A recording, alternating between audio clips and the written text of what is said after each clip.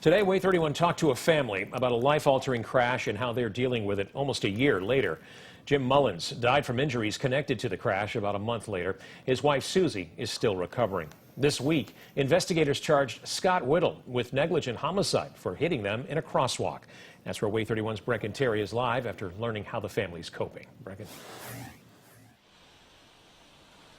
As Susie and Jim Mullins walked along this crosswalk in front of Morrison Funeral Home, they had no idea that everything was about to change. My mom and Jim's lives were changed forever. His ended. He's a special guy. We didn't use the word step. Jim and Susie Mullins shared their love for life with people in Tuscumbia for 10 years.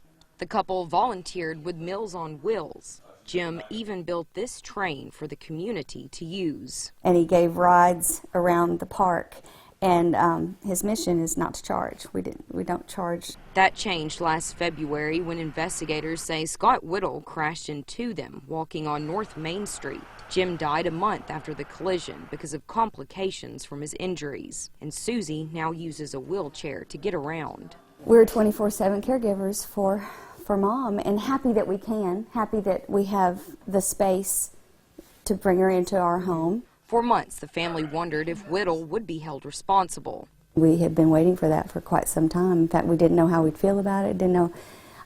Well, I thought I knew. I thought I'd be excited. That wonder ended Wednesday when the family learned about the charges. But when the news came through yesterday, it was a mixture of excitement and sick at my stomach and, oh my goodness, there will be justice for his actions.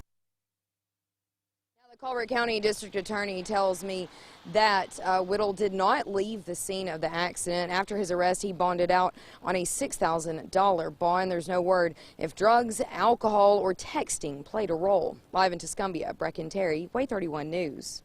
Thanks, Breken. The family of Jim and Susie told Way 31 they found out about Whittle's indictment from Breken. The Colbert County District Attorney's Office told Breken it didn't have the family's contact information and mailed notices.